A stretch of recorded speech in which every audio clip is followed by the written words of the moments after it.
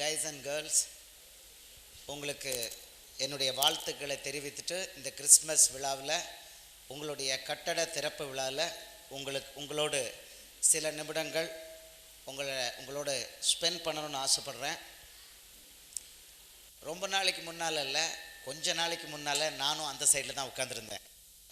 Feedback வரக்கூடாது. கொஞ்ச நாளைக்கு முன்னால் ஒரு எத்தனை வருஷம், 84 போட்டால் எத்தனை வருஷம், 94, 2004, ஒரு 30 வருஷத்துக்கு முன்னால் நானும் உங்கள் பக்கத்தில் தான் இருந்தேன்.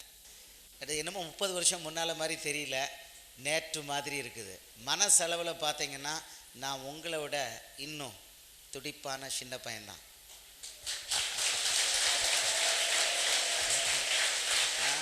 பரவாயில்லையா?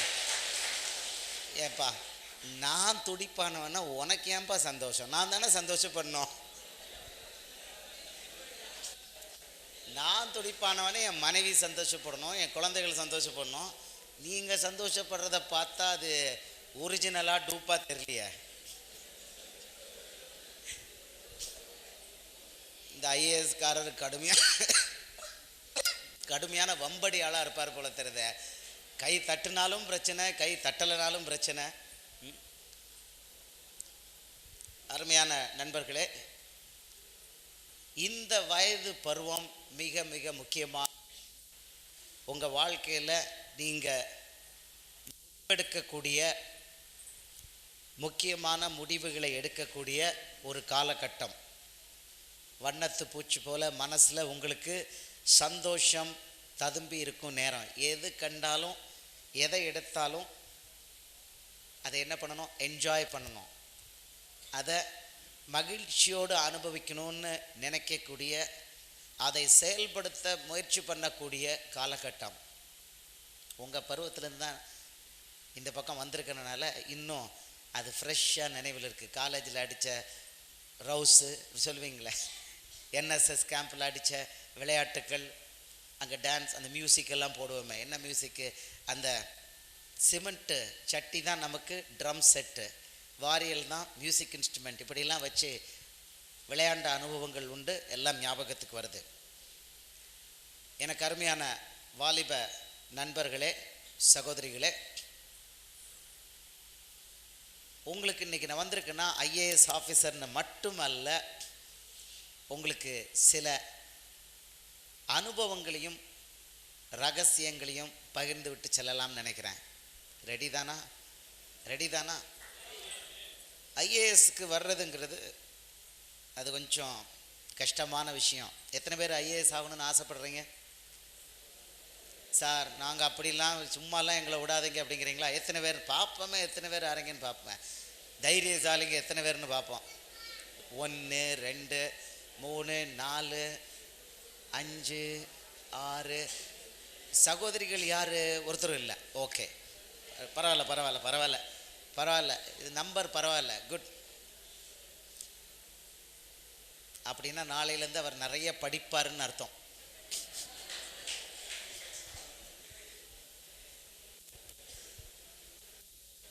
இந்த ஐஏஎஸ் பணியில் வந்து ஏழை மக்களுக்கு சேவை செய்யணும் அப்படிங்கிற அடிப்படையில் வேலையில் சேர்ந்தேன். இத்தனை வருஷம் ஐஏஎஸில் 23 ஆண்டுகள் கழித்த பின்னரும் அதில் எந்தவித மாற்றமும் இல்லை. மனசில் சேவை பண்ணணும் அப்படின்னு ஒரு குறிக்கோள் எடுத்துட்டோம்னா எந்த வேலை எடுத்தாலும் அதில் ஒரு சாதாரணம்னு சொல்லக்கூடியதோ அல்லது சுணக்கம்னு இருக்காது. நீங்கள் பார்த்தீங்கன்னா, நான் மைக்கை எடுத்த உடனே எனக்கு ஆடியோ கரெக்டாக இருக்கணும், உங்களுக்கும் ஆடியோ கரெக்டாக இருக்கணும். ரைட் தானே? இப்போ கிளியராக கேட்குதா எல்லாருக்கும்? அங்கே சரியாக கேட்காம எனக்கும் கரெக்டாக அந்த மானிட்டர் ஸ்பீக்கர் கரெக்டாக கொடுக்கணும். இது இருந்தால் தான் நான் வேலையை ஆரம்பிப்பேன். இந்த பேச்சு உங்கள்கிட்ட பேச வர்றது சும்மா ஏனோ தானோ என்று பேசுகிறதுக்கு வரல. உங்கள் மேலே ஒரு அன்பு, கல்லூரி மாணவ மாணவியர் மேலே ஒரு அன்பு அப்படின்னு சொல்லி தான் வந்திருக்கேன். ஏன்னா என்ன போல இல்லை, என்னை விட நீங்கள் பெரிய ஆட்கள் ஆகணும்னு ஆசைப்பட்றேன். சந்தோஷமா? என்னை விட நீங்கள் பெரிய ஆள் ஆகணும்னு நான் ஆசைப்பட்றேன். என்னுடைய சில அனுபவங்களையும் நேரம் இருந்தால் பகிர்ந்து கொள்ளலான்னு ஆசை. இந்த ஐஏஎஸ் பணி கொஞ்சம் கடினமான பணி தான், தைரியமான வேலை வேணும், துப்பாக்கிகளை எதிர்கொள்கிறதுக்கும் தைரியம் வேணும். அப்படின்னா நாங்கள்லாம் அந்த பக்கமே போக மாட்டோம் அப்படின்னு சகோதரிகள் சொல்கிறீங்களா? அப்படிலாம் இல்லை, யாருனாலும் எதிர்கொள்ளலாம். துப்பாக்கிகளை நேரடியாக எதிர்கொண்ட அனுபவம் உண்டு. ஐஏஎஸ்க்கு வர்றதுக்கு முன்னாலே உண்டு, ஐஏஎஸில் வந்த பிறகும் உண்டு. ஐஏஎஸில் வர்றதுக்கு முன்னால் பேங்க்கில் ஆஃபீஸராக இருந்தேன், ஸ்டேட் பேங்க்கில், மத்திய பிரதேசத்தில் சர்குஜா டிஸ்ட்ரிக்டில். பேங்க்கில் அங்கே அது கோல் மைனர்ஸ் பிரான்ச், அவங்களுக்கு சேலரி டிஸ்பர்ஸ்மெண்ட் பொறுப்பு. நான் தான் ஒரு அங்கே இருக்கிற முக்கியமான ஆஃபீஸர். சேலரி டிஸ்பர்ஸ் பண்ணிக்கிட்டே அங்கே இருக்கிற கோல் மைனர் ஒரு ஆள் வந்து எனக்கு போனஸ் கொடுத்துருக்காங்க, அந்த போனஸை நீங்கள் கொடுக்கணும் அப்படின்னு கேட்டார். நான் சொன்னேன்ப்பா, முதல்ல சேலரி கொடுக்குற ஆளுகளுக்கு கொடுக்கணும், அதுக்கு பிறகு தான் போனஸ். நீ சேலரி வாங்கிட்டுல கொஞ்சம் வெயிட் பண்ணு அப்படின்னு சொன்னேன். அவன் என்ன சொன்னான், நீ வெளியில் வா நான் பார்த்துக்கிறேன்னா. நீ வெளியில் வா நான் பார்த்துக்கிறேன்னா நான் கொஞ்சம் சாதாரணமாக எடுத்துக்கிட்டேன். ராத்திரி 7:30 வெளியில் வரும்பொழுது அவன் வெளியில் நல்ல ஒரு கைத்துப்பாக்கி வச்சுட்டு நிற்கிறான். கைத்துப்பாக்கி வச்சுட்டு நிற்கிறான், நேரம் வரான் சுடுறதுக்கு. இது வாழ்க்கையில் துப்பாக்கியை எதிர்கொண்ட முதல் அனுபவம். ரெண்டாவது, ஐஏஎஸ் ஆன பிறகு அவங்க பாரத் தர்ஷன்னு கூப்பிட்டு போவாங்க, இந்தியா முழுக்க சுற்றி காமிப்பாங்க ஐஏஎஸ் ஆஃபீஸர்ஸை. அதில் முதல்ல ஆர்மி அட்டாச்மெண்ட், ஆர்மிக்கு கூட்டிகிட்டு போனாங்க. லைன் ஆஃப் கண்ட்ரோல், ஜம்முவில் லைன் ஆஃப் கண்ட்ரோலில் ஆர்மி ஜவான்களோட ஒரு 10 நாள் இருக்கணும், ஆர்மி அட்டாச்மெண்ட். அதுக்கு பிறகு நேவி, அதுக்கு பிறகு ஏர்ஃபோர்ஸ். இந்த ஆர்மி அட்டாச்மெண்ட்டில் லைன் ஆஃப் கண்ட்ரோல்னால் பாகிஸ்தான் நமது எல்லையை பிடிச்ச பிறகு இவங்க ஒத்துக்கொண்ட ஒரு ஏரியா இருக்குது, அதுதான் லைன் ஆஃப் கண்ட்ரோல். அங்கே ஒரு லைனும் கிடையாது, ஒரு ஆறு கடந்து போகும். ஆற்றுக்கு இந்த பக்கம் இந்தியா, அந்த பக்கம் இந்த பக்கம் இந்தியாவுடைய பங்கர்ஸ் இருக்கும், சோல்ஜர்ஸ் இருப்பாங்க. அந்த பக்கம் ஒரு பங்கர் இருக்கும், அதில் பாகிஸ்தானி ரேஞ்சர்ஸ் இருப்பாங்க. அப்பப்போ 2 பேரும் ஒருத்தருக்கு ஒருத்தர் சுட்டுப்பாங்க, டம்னு சுட்டு ஆளை காலி பண்ணிப்பாங்க. நல்லா சிரித்து பேசிக்கிட்டு இருப்பாங்க. மறுநாள் காலையில் பாகிஸ்தான் ஏரியாவிலேருந்து டமார்னு எடுத்து சுட்டுருவாங்க. ஏன்னா சின்ன நதி தான், பெரிய ஆறு கிடையாது, சின்ன நதி. அங்கேருந்து டப்புன்னு கண்ணை வெளியில் எடுத்தோன்னா சுட்டு போடுவான். இதனால் தரையில் நல்ல ட்ரென்ச் போட்டு அந்த ட்ரென்ச் வழியாக தான் நடத்தி கொண்டு போங்க, தலை வெளியில் தெரியாது. எங்களை அப்படி தான் நடத்தி கொண்டு போனாங்க. இப்போ அங்கே ஒரு ஆப்ஷன் கொடுத்தாங்க, எல்லாரும் அதை செஞ்சு ஆகணும். ஆணானாலும் பெண்ணானாலும் ஐஏஎஸ் ஆஃபீஸர்ஸ் பண்ணி ஆகணும். நைட் பெட்ரோல் இல்லைன்னா ஆம்புலன்ஸ், 2ல் 1. நைட் பெட்ரோல்னால் இந்த லைன் ஆஃப் கண்ட்ரோலில் இருக்க பங்கர், 10 பங்கர் இருக்குது, ஒன்றா ராத்திரி அதை கிராஸ் பண்ணி போகணும். போய் அவங்களுக்கு பாஸ்வேர்ட் சொல்லி நம்ம வர்றதை உறுதிப்படுத்தணும். அதே நேரத்துக்கு இந்த நைட் பெட்ரோலிங்கில் தீவிரவாதிகளை யாராவது அந்த லைன் ஆஃப் கண்ட்ரோலில் கிராஸ் பண்ணுறாங்களா அப்படிங்கிறத மானிட்டர் பண்ணணும். ஆம்புஷ்னா ஒரு இடத்துல ராத்திரி முழுக்க உட்காரணும். நம்ம வயசுக்கு என் வயசுக்கு ஒரு இடத்துல ராத்திரி முழுக்க உட்காரணுன்னா முடியாது. ஏனென்றால் 2 டிகிரி 1 டிகிரி செல்சியஸ் பயங்கரமாக ஒரே இடத்துல உட்கார முடியாது. சரி, நடந்து போகலான்னு பெட்ரோலிங் ஓகேன்னு போயாச்சு. ஒரு பங்கராக கிராஸ் பண்ணி போகிறோம். ஒரு பங்கரில் என் கூட வந்த மேஜர் ஒரு சின்ன தப்பு பண்ணார். முன்னால் 2 ஜவான், பின்னால் 2 ஜவான் போகிறேன். எங்கள் கூட வந்த மேஜர் கொஞ்சம் ஓவர் கான்ஃபிடெண்ட்டாக என்ன பண்ணார், முதல்ல பாஸ்வேர்டை கொடுத்தாரு. நம்மளுடைய பங்கரில் இருக்கிற அந்த ஜவான்கிட்ட பாஸ்வேர்டை கொடுத்துட்டாரு. பாஸ்வேர்டை கொடுத்த உடனே, சொன்ன உடனே, வார்த்தை தான் அன்னைக்கு, ஒவ்வொரு நாளுக்கும் ஒரு பாஸ்வேர்டு உண்டு. சொன்ன உடனே அவர் அந்த கன்னை, தூக்கி நிறுத்துகிற கன்னை இப்படி கீழே எடுத்தார். கீழே எடுத்த நேரம் இவர் ஒரு தப்பு பண்ணார். டபார்னு ஒரு டார்ச் எடுத்து அந்த ஜவான் மூஞ்சில் அடித்தார். ஜவான் முகத்தில் அடித்த உடனே டக்குன்னு ஜவான் கையில் ரைஃபிள் எடுத்து சுட போயிட்டார். பக்கத்தில் இவ்வளோ தூரத்தில் இருக்கிறோம். அது பயங்கர powerful SLR, self loading rifle, army issue rifle, அது ஆட்டோமேட்டிக் ரைஃபிள். எடுத்து சுடதுக்கு ட்ரிகரை கையில் வச்சுட்டு தான் பண்ணுறாரு. அந்த லாஸ்ட் செகண்டில் அந்த அவர் சொன்னார், அந்த மேஜர் சொன்னார், பேட்டா மை ஹோம், மகனே இது நான் தான் அப்படின்னார். இந்த குரலை கேட்டு அந்த ஜவான் இப்படி தூக்குன கன்னை நிறுத்திட்டான். நான்லாம் ஃப்ரீஸ் ஆகிட்டேன், அவ்வளோதான், இன்றைக்கி போயிடலாம் அப்படின்னு தான். இப்போ உங்கள் உங்கள் காலேஜ் பையன் ஒருத்தர் அடித்தார் பார்த்தீங்களா, டமார்னு அடித்தார், கையில் வந்து பட்டுது. அடுத்தது மூன்றாவது ஒரு முறை ஈஸ்ட் சம்பாரனில் எலெக்ஷன் அப்சர்வராக போயிருந்தேன். அது வந்து நக்சலைட் அஃபெக்டட் ஏரியா. அங்கே நான் போன கான்ஸ்டிடியூவன்சியில் வெடிகுண்டு, எம்எல்ஏ வீட்டிலேருந்து வெடிகுண்டு வெடித்து அதெல்லாம் போய் கைப்பற்றினோம். எலெக்ஷன் அன்றைக்கி அங்கங்கே வேட்டு, அங்கங்கே தடான்னு துப்பாக்கி சுடுற சத்தம். ஏன் இடத்துல கேட்டோன்னா சரி போய் என்ன தான் பார்க்கலாம் அப்படின்னு போனால் அங்கே இருந்த செக்யூரிட்டி பர்சனல் என்ன பண்ணாங்க, தடன்னு அவங்க வாட்டை சுட்டுக்கிட்டு இருக்காங்க. இங்கிட்ட அங்கிட்டும் பாஞ்சு விழுந்து சுட்டாங்க. நேராக என்னோடய கார் ஜீப் போய் நடுவில் நின்றுச்சு. இறங்கினேன். யாரை பார்த்துப்பா சுடுறீங்க, நிறுத்து அப்படின்னேன். ஏன்னா என் கண்ணுக்கு எந்த எதிரியும் படலை. ஆனால் நாங்கள் கரெக்டாக கிராஸ் ஃபயரில் போய் நிற்கிறோம். அதுக்கு முன்னால் தான் மாவோயிஸ்ட் என்னோடய வெஹிக்கிளே வழி மறித்து வந்து நின்னாங்க. பெரிய கட்டைகளை போட்டு என் வெஹிக்கிளை மறிச்சாங்க. என்னோடய ஜவான் கீழே இறங்கினான். அவன் நல்ல அழகான லேட்டஸ்ட் ஆட்டோமேட்டிக் வெப்பன், ஆள் நல்ல தடியான பாடி. இவர் இறங்கி காரை ஜீப் ஓட்டு இறங்கி இந்த கன்னை ஸ்லிங் அவுட்டை கூட கீழே எடுக்கலை. இப்போ முன்னால் வழியை மறிச்சிக்கிட்டு இருக்காங்க, இவர் வேடிக்கை பார்க்குறாரு.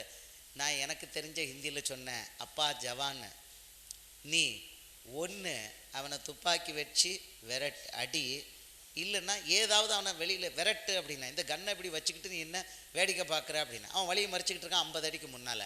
அப்போ இவன் இந்த கன்னை கூட எடுக்கலை. அவர் சூ அப்படிங்கிறார். இவன் கண்டுபிடிச்சிட்டான். இந்த பக்கம் திருப்பி பார்த்தா இந்த ஆளுக்கிட்ட நல்ல ஹை எண்ட் வெப்பன் இருக்கணுன்னு வந்திருந்த மாவோயிஸ்ட்லாம் 1 செகண்டில் பக்கத்தில் உள்ள அக்ரிகல்ச்சர் ஃபீல்டில் காணாமல் போயிட்டாங்க. இதுக்கு பிறகு தான் போகிறோம். துப்பாக்கி சூடு நடக்குது. நடுவில் போய் நின்னாச்சு. துப்பாக்கி சூடு நிறுத்தியாச்சு. ஒருத்தருக்கும் அடி இல்லை, ஆட்கள் யாரும் அடி இல்லை, நாங்களும் தப்பிச்சோம். இதில் என்னென்னா, வாழ்கிறதும் சாவுறதும் ஒரு நொடி தான். சாவுக்கு பயப்பட வேண்டிய தேவையே இல்லை தம்பிமார். சாவுக்கு பயப்பட வேண்டிய தேவையே இல்லை. சாவு வரணும்னா அது எந்த நிமிஷமும் வரும், சந்தோஷத்தோடு ஏற்றுக்கொள்ளலாம். ஆனால் வாழ்வில் நம்ம இருக்கும் பொழுது ஒரு குறிக்கோளோடு இருக்கணும். குறிக்கோள் இல்லாமல் இருக்கக்கூடாது. இப்போ எங்கள் காலகட்டத்தில் இந்த இன்டர்நெட்டு, கேபிள் டிவி இதெல்லாம் இல்லை. கொஞ்சம் நாங்கள்லாம் சௌரியமாக வாழ்ந்தோம். இந்த பிரச்சனைகள்லாம் இல்லாமல் சௌரியமாக வாழ்ந்தோம். உங்கள் காலகட்டம் அப்படி இல்லை. அந்த மொபைல் ஃபோன் ஒன்றே நம்மளை பாடாப்படுத்துது. அப்புறம் எங்கள் காலத்தில் ரொம்ப பெஸ்ட்டு பைக்குன்னா என்ன வரும், ஹீரோ ஹோண்டா CD100, அவ்வளோதான். ஒரு 19,000 ரூபா அந்த வெஹிக்கிள். அது ஒன்று தான். இன்றைக்கி 250cc 350cc பேரண்ட்ஸுக்கு ஃபுல்லாக தலைவலியாக இருக்குது. அது ஒரு பிசாசு மாதிரி குடும்பங்களை, வாலிபர்களை ஆட்டி படைத்து கொண்டிருக்கிறது. ஆபாச படங்கள் வாலிபர்களையும் வாலிப பெண்களையும் ஆட்டி படைத்து கொண்டிருக்கிறது. இந்த மாதிரி கடுமையான ஒரு காலகட்டத்தில் நம்ம வந்திருக்கோம். இப்போ நம்ம வாழ்க்கை ஒரு 1 டே இன்டர்நேஷ்னல் மாதிரியோ, உங்கள் லாங்குவேஜில் பேசுகிறேன் 2020 மாதிரியோ கிடையாது. வாழ்க்கை டெஸ்ட் இன்னிங்ஸ் மாதிரி, டெஸ்ட் மேட்ச் மாதிரி நிதானமாக விளையாடணும். எப்படி தம்பி, எப்படி விளையாடணும்? நிதானமாக விளையாடணும். இப்போது செய்ய வேண்டிய காலத்தில் நான் எப்படி பண்ணேன் தெரியுமா? காலேஜில் என்ன பண்ணேன் தெரியுமா? காலேஜில் எல்லா நேரமும் எந்த நேரம் எதை பண்ணணும் அப்படிங்கிறதுல கவனமாக இருந்தேன். எந்த நேரமும், அதாவது எந்தெந்த நேரத்துக்கு என்னென்ன பண்ணணும் அப்படின்னு கவனமாக இருந்தேன். எப்படின்னா, பள்ளிக்கூடம் கற்றுக் கொடுக்க காலேஜில் அவர் டீச்சர் கற்றுக் கொடுக்க வராருன்னா முந்தின நாள் புத்தகத்தை பார்த்துட்டு போயிடுவேன், என்னென்னு பார்த்துட்டு போயிடுவேன். அவர் கற்றுக் கொடுக்கும்போது ரொம்ப சிம்பிளாக இருக்கும், உடனே படித்து வச்சுருவேன். அதனால் எல்லாத்துலேயும் ஃபஸ்ட் மார்க்குங்கிறது கஷ்டம் இல்லாமல் போயிடுச்சு. அது பாட்டுக்கு வரும், பெரிய தலைகளெல்லாம் நிற்க வேண்டியதில்லை, அது பாட்டுக்கு வரும். அப்படி பண்ணும் பொழுது ஒரு யோசனை எப்போதுமே இருக்கும். நான் 3 வருஷம் காலேஜை நல்லா படிச்சிட்டேன்னா எதிர்காலம் பிரகாசமாக இருக்கும். ஆனால் இந்த 3 வருஷத்தில் நான் படிக்கிறத விட்டுட்டு வேறு ஏதாவது பண்ணினேன் அப்படின்னா அதுக்கு பிறகு போய் படிக்க முடியாது. நான் பிகாம் மட்டும்தான் படித்தேன். பிகாமுக்கு பிறகு ஒன்று கூட படிக்கலை, நேராக ஐஏஎஸ் தான். எம்காம் பண்ணலை, வேறு எதுவும் எம்பிஏ பண்ணலை, ஒன்றும் பண்ணலை. வெறும் 3 வருஷம் பிகாம் தான். அப்போது அதையே ஓட்ட விட்டுருந்தேன்னா இந்த ஐஏஎஸ் கிடச்சிருக்காது.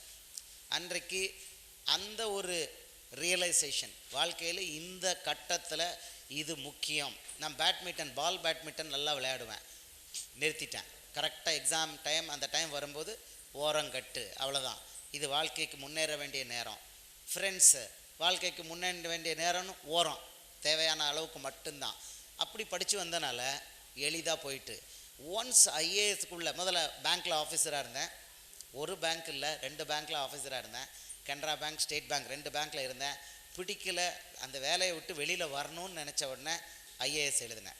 ஐஏஎஸ் வரணும்னு இல்லை, ஸ்டேட் பேங்க்கில் பார்த்த வேலை, அந்த இருக்கிற இடம்லாம் பிடிக்கல, அந்த வேலையை விட்டு வெளியில் வரணும். சரி, தமிழ்நாட்டுக்கு போகிறதுக்கு ஒரு நல்ல வழி என்னது, எழுதுவோம், ஐஏஎஸ் எழுதுவோன்னு எழுதினேன். அப்படித்தான் ஐஏஎஸ்ல எழுதி தமிழ்நாட்டுக்கு வந்தேன் 1990.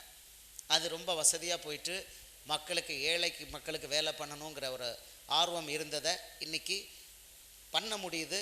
இன்னும் வரப்போகிற நாட்கள்லேயும் தேசத்தின் அளவில், ஸ்டேட் அளவில் இல்லை, தேசத்தின் அளவுலேயும் நாட்டளவுலேயும் அதை பண்ண முடியும். அருமையான இளைஞர்களே, பெண்களே, இந்த நேரத்தில் நம்மகிட்ட இருக்கிற ஒழுங்கு, செல்ஃப் டிசிப்ளின் அது ரொம்ப முக்கியம். போபாலில் இன்னும் ஞாபகம் இருக்குது, ஃபேர்வெல் பார்ட்டி வச்சாங்க. என்னுடைய பேட்ச்மேட்ஸ் எல்லாரும் பியர் குடிப்பாங்க. என் வேலை என்ன தெரியுமா, இவங்க எத்தனை பாட்டில் குடிக்காங்கன்னு கவுண்ட் பண்ணணும். இதுதான் என் வேலை. வரிசையாக கவுண்ட் பண்ணி கடைசியில் பில்லு நான் கொடுக்கணும். ஏன்னா இவங்க யாரும் கண்டிஷனில் கிடையாது. அத்தனை பேர் குடித்தாலும் நான் குடிக்கிறது இல்லை. தேவையில்லாதது எதுவும் வாழ்க்கையில் இருக்கக்கூடாதுங்கிறத நினைக்கிறாள். Cigarette waste.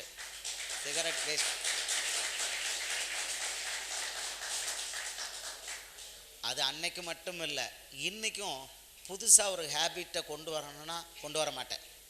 தேவையில்லாமல் ஒரு ஹேபிட்டை வரவே மாட்டேன், அக்செப்ட் பண்ணவே மாட்டேன். ஏன்னா நமக்கு ஒரு ஷெட்யூலில் ஒரு மெத்தடில் வாழ்க்கை போய்கிட்டு இருக்கு, கூலாக போய்கிட்டு இருக்கு. அப்படி இருக்கும் பொழுது தேவையில்லாத ஒரு முறைமை நம்ம வாழ்க்கையில் வந்து அதனால் குழப்பங்கள் வந்துச்சுன்னா அது வேஸ்ட். அதனால் எப்பொழுதுமே அந்த சிகரெட்டு, தண்ணி அடிக்கிறது, இது எதுவும் அதுக்கு சான்ஸே கொடுக்கல. நீங்கள் இளைஞர்கள் இதுக்கு எச்சரிக்கையாக இருக்கணும். எனக்கு இது தேவையா அப்படிங்கிறதுல நீங்கள் கவனமாக இருக்கணும். நான் உங்களுக்கு கொஞ்சம் வேதத்துலேருந்து கொஞ்சம் சொல்லட்டுமா, பைபிள்லேருந்து கொஞ்சம் சொல்லட்டுமா? நான் கொஞ்சம் பைபிளில் கொஞ்சம் ஸ்பெஷலைஸ் பண்ணியிருக்கிறேன், சொல்லட்டுமா? சங்கீதம் 119:9, வாலிபன் தன் வழியை எதனால் சுத்தம் பண்ணுவான், உமது வசனத்தின்படி தன்னை காத்து கொள்ளுகிறது தானே. இந்த வேத வசனம், தம்பிமாரே தங்கச்சிமாரே, இதை பற்றி உங்களுக்கு நிறைய அறிவு இருக்குமா இல்லையான்னு எனக்கு தெரியல. ரொம்ப கஷ்டம் இந்த வயசில் இந்த வேத வசனம்லாம் நல்ல டீட்டெயிலாக உள்ளே போகிறது கொஞ்சம் கஷ்டம். என் வயசில் அது பாசிபிள். 50 வயசு பக்கத்தில் நெருங்கும்போது இந்த வசனம் அப்படியே தித்திப்பாக இனிப்பாக இருக்குது. அது சொல்லுது, இந்த வசனம் சொல்லுது, வாலிபன் தன் வழியை எதனால் சுத்தம் பண்ணுவான், உமது வசனத்தின்படி தன்னை காத்து கொள்ளுகிறதில் தானே. இந்த வேத வசனம் பாதுகாப்பு கொடுக்குது. தம்பிமார் சைடில் அங்கேருந்து கொஞ்சம் பேச்சுதல் கேட்குது. இந்த ரகசியங்கள் என்னன்னா, இன்னைக்கு மனுஷன் தேவையில்லாதது எல்லாம் சேர்த்து கொண்டே இருக்கிறான். ஓடி ஓடி ஓடி இன்னைக்கு பிரச்சனை. இன்னைக்கு பாருங்கள், கவர்மெண்ட் அலுவலகத்தில் போனீங்கன்னா ஊழல், அலுவலகங்களில் காவல்துறையில் போனால், நீதிமன்றங்களில் போனால் நம்ம நீதி கிடைக்கும்னு போகிறோம், கிடைக்க மாட்டேக்கு. காரணம் என்னென்னா, மனிதன் தனக்கு கடவுள் என்ன நியமிச்சிருக்கிறாரோ அந்த வழியை பின்பற்றாமல் என்ன பண்ணுறான், பேராசையில் அவனுடைய வழிகளில் போகிறான், தன் சொந்த வழிகளில் போகிறான். இதில் பிரசங்கிங்கிற புஸ்தகத்தில் சாலமோன் ஞானி, சாலமோனை பற்றி கேள்விப்பட்டிருப்பேன்னு நினைக்கிறேன். சாலமோன் ராஜா சொல்லும் பொழுது அவன் ஒரு நபருடைய வாழ்க்கையை பற்றி, ஒரு நபருடைய வாழ்க்கையில் சக்ஸஸ் ஆர் ஃபெயிலியர், வெற்றி ஆர் தோல்வி, வெற்றி இல்லை தோல்வி அப்படிங்கிறத அவன் ஒரே வசனத்தில் அவன் சொல்கிறான். பிரசங்கி 5வது அதிகாரம் 18வது வசனத்தில் அவன் சொல்கிறான், இதோ உயிரோடு இருக்கும்படி தேவன் அருளி செய்த நாளெல்லாம் மனுஷன் புசித்து குடித்து சூரியனுக்கு கீழே தான் படும் பிரயாசம் அனைத்தின் பலனையும் அனுபவிப்பதே நலமும் உத்தமமான காரியம் என்று நான் கண்டேன், இதுவே அவன் பங்கு. அப்படின்னா என்னன்னா, உழைக்கிறதோட பலனை உழைக்கிறவன் அனுபவிக்கிறது. உழைக்கிறதோட பலனை நல்லா இந்த சீக்கிரட்டை புரிஞ்சுக்கணும். கல்யாணம் முடிஞ்ச ஆளுகளுக்கு இன்னொரு வசனம் கொடுக்குறான், கல்யாணம் முடிஞ்ச ஆளுகளுக்கு ஒரு வசனம். இது கல்யாணம் முடியாதவர்களுக்கு. உழைக்கிறவனுடைய தம்பிமார் என்னாச்சு, உழைக்கிறவன் அவனுடைய பிரயாசத்தின் பலனை அனுபவிப்பது. அப்படின்னா என்னன்னா, இன்னைக்கு நாடு இந்திய தேசம் போன்ற தேசங்கள் இங்கே அநியாயங்கள் நிறைய நடக்குன்னா காரணம் என்னன்னா, அவங்க தன்னுடைய தேவைக்கு மீறி சேர்த்து வைக்கிறாங்க.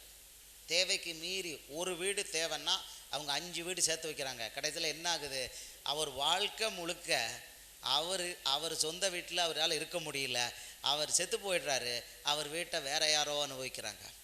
அவர் உழைத்த வருமானத்தில் அவர் வாழ முடியாமல் போயிடுது. ஆனால் இங்கே சாலமோன் ஞானி சொல்கிறான், எப்பா உனக்கு கடவுளுடைய பங்கு அப்படின்னு ஒன்று இருக்குன்னா, நீ உழைக்கிறத சம்பாத்தியத்தில் நீ சாப்பிட்றது. அப்படின்னா நீ கட்டின வீட்டில் நீ குடியிருக்கிறது, சந்தோஷமாக இருக்கிறது. இங்கே குடியிருக்கிறேன்னு சொல்லிட்டு இன்னும் 2 வீடை கட்டுறேன்னு சொல்லிட்டு நாளெல்லாம் வெளியே ஓடிக்கிட்டே இருந்தால் அந்த பங்கு இல்லை.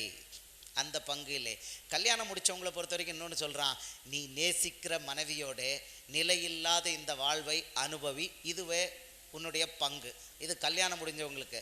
இதுக்கு அர்த்தம் என்ன தெரியுமா, எவ்வளோ பெரிய அனில் அம்பானி எவ்வளோ பெரிய ஆளாக இருந்தாலும் உனக்கு ஒரு பங்கு, கடவுள்கிட்டருந்து ஒரு பங்கு இருக்குது. அந்த பங்கு என்ன தெரியுமா, உன் மனைவி உன்னை நேசிக்கணும், உன் கணவன் உன்னை நேசிக்கணும். இது ஃபர்ஸ்ட் கண்டிஷன். 2வது, நீ நேசிக்கிற மனைவியோட இல்லைன்னா நேசிக்கிற கணவனோட சந்தோஷமாக வாழ்க்கையை நடத்தணும். இது கடவுளுடைய பங்கு, ரகசியம். இது நிறைய பேருக்கு கிடைக்கிறதில்ல. இந்த சாலமோன் எழுதியிருக்கான இந்த ராஜா, இவனுக்கு அது கிடைக்கல, அதான் எழுதியிருக்கான். இந்த சாலமோன் ராஜாவுக்கு எத்தனை பேர் தெரியுமா மனைவிகள்? General knowledge. இந்த சாலமோன் ராஜாவுக்கு எத்தனை மனைவிகள் சொல்ல முடியுமா? 4. யாரோ ஒருத்தர் கரெக்ட் நம்பர் சொல்கிறாங்க. சரி, பையங்க என்ன சொல்கிறாங்கன்னு பார்ப்பான். தம்பிமார் 2